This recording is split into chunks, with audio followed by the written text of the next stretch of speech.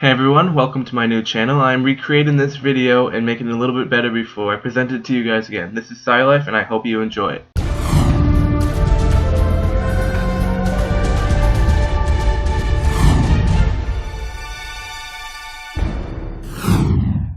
Hi everyone, I'm here to disprove a theory or a rumor circulating around the internet right now. That rumor is the rumor that apparently NASA acknowledged or stated that in 2014 and in December that a solar storm will occur and will block out the sun for 3 to 6 days. Well, I'm here to tell you that that's not true. This rumor started when satirical news site Hustlers.com wrote a story claiming that a solar storm will block out 90% of the sun for 3 to 6 days in December. The story even tried bringing in credible sounding sources stating that the current administrator of NASA, Charles Bolden, warned citizens to stay calm.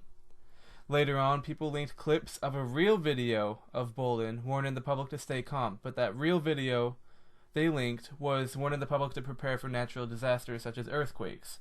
And I kind of want to go around or go through what a solar storm really is. And a solar storm is not a storm that blows up debris or dust to block out the sun. I will clarify a few things about it. First off, you have a sunspot, and a sunspot is merely a temporary area of intense magnetic activity that inhibits the sun's normal convection current. A solar flare is a large energy release through an unstable sunspot, and a solar flare can be as strong as up to 160 billion megatons of TNT.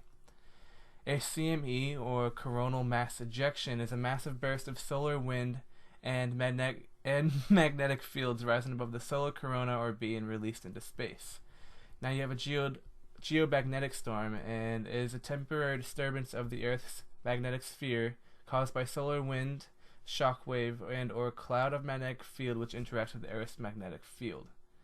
You also have a solar particle event, or a proton storm, which occurs when particles, which are mostly protons, are emitted by the sun and become accelerated to very high energies, either close to the sun during a solar flare or in interplanetary space by the shocks associated with coronal mass ejections. And now this brings us into the whole thing. So solar flares strongly influence the local space weather in the vicinity of the Earth.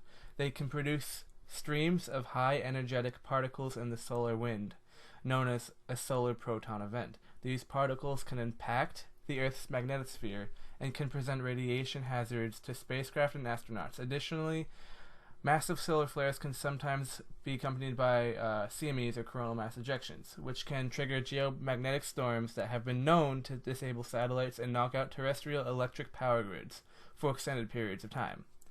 Now, what that basically means is you should not be alarmed.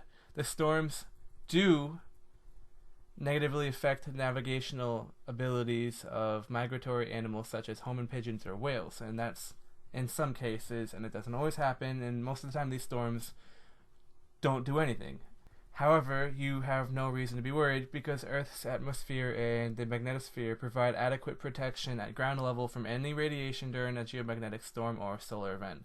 And these storms can affect the electrical grid, satellites, and telecommunication systems, but severe damage is extremely rare.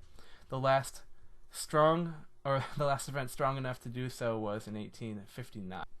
So that's everything I have to cover. I hope to disprove any rumors about the event in December 2014, and I help to clarify what a solar storm is for anyone. I hope you all enjoyed it, and if you liked what you saw in the video, please feel free to like and subscribe the button down below.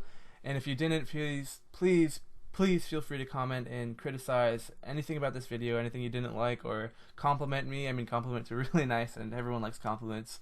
So I guess I'll leave you at that. So thank you for watching, and take care, everyone.